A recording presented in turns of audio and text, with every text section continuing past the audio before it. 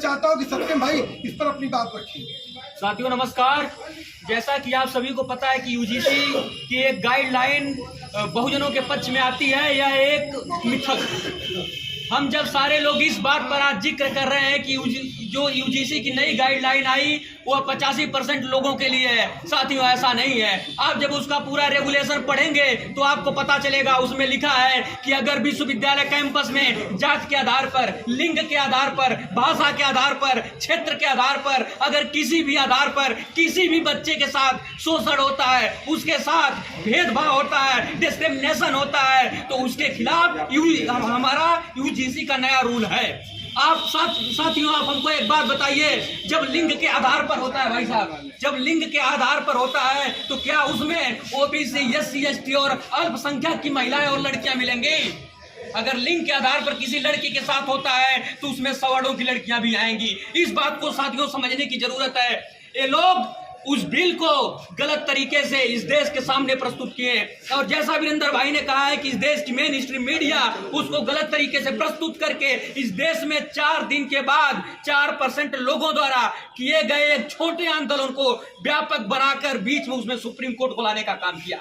यह बेहद बुरी तरीके से गलत काम किया गया है, और हम तमाम साथी पूरे देश में जिस प्रकार यूजीसी गाइडलाइन 2026 लागू करने की मांग कर रहे हैं, और हम इसे लागू करके रहेंगे, क्योंकि साथियों ये देश सिर्फ सवर्णों का नहीं है, ये देश सभी वर्णों का है। इस बात को हमको जानने की जरूरत है। और ये देश, इस देश में जो भी बिल है, जो भी चीज हुई है, ये उनके पक्ष में हुई है, यह बहुत सोच समझ कर किया गया है। आपको विश्वास नहीं होगा कि यूजीसी ग्रांट कमीशन, मतलब ये जो बिल लाई गई है, उसको भी बनाने वाला सवर्णों की टीम रही है।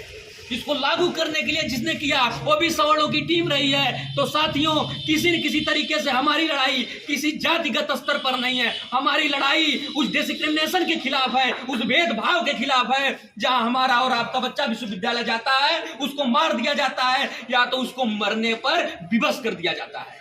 हमारी लड़ाई इसके खिलाफ है कि कल अगर निजामाबाद की धरती से, आजमगढ़ की धरती से, मेहनगर से कोई लड़का विश्वविद्यालय में जाए तो उसको सुसाइड न करना पड़े साथियों, उसको मरना ना पड़े।